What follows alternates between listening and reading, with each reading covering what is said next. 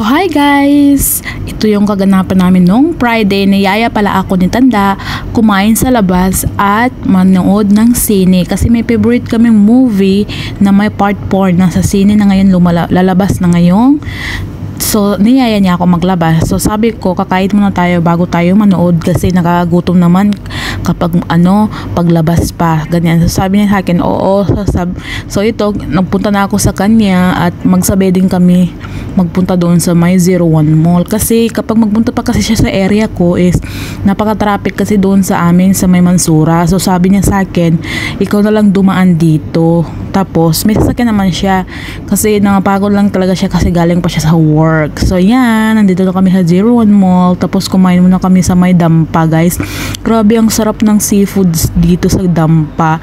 So sabi niya sa akin kumain muna tayo, i-treat muna kita at seafoods. Yan, alam niyo bang bait-bait ng matandang to, ang bait-bait niya guys, kahit anong gawin mo sa kanya ang bait-bait niya, minsan hindi niya ako pinapansin ganyan. So inaano ko pa rin ang bait-bait niya guys, no, parang talo pa yung alam niyo na, talo pa yung bata-bata sa kanya, ang bait niya talaga. So yan guys, nag-order kami ng sabi ko sa kanya orderin mo yung konti lang kasi sabi ko kasi sa kanya hindi ako magra-rice. Tapos nung nakita namin na walang tao sa Dampa, sabi niya magpunta tayo Dampa, tapos yun may rice yung Dampa, alam niyo na pang budol spice ang dito. So yun na, nag-order na siya. Alam niyo ba, sabi ko ang order mo yung 155 lang, sabi niya bakit mo pantipirin yung 199 na lang.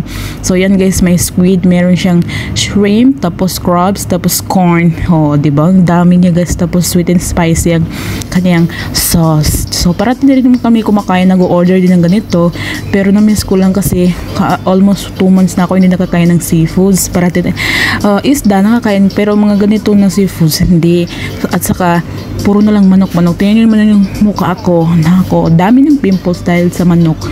Yan, pero okay lang guys kasi alam ko dahil yan sa hindi pa kasi ako malapit na kasi dat na ng alam na dalo-dalo ng babae ganyan. So yan, tapos sabi ni Tanda kung ano ang gusto mo mag-order ka lang. Sabi ko ayoko na, ang dami nito. Sabi niya marami ka naman kumain. So sabi niya kung hindi mo maubos i-take out mo na lang.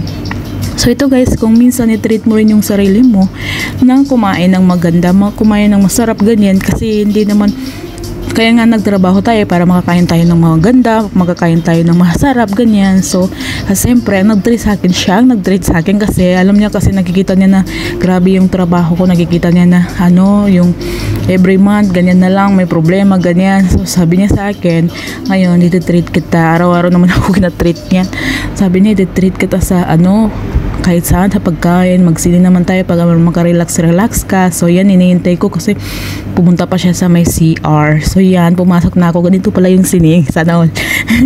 Ganito pala kalungkot ng sine. Oy, mamaya-maya pa siguro papasok yan kasi yung mga kasama namin, mga kataray na mga bata pa at mga mag-asawa na mga kataray yung nanonood.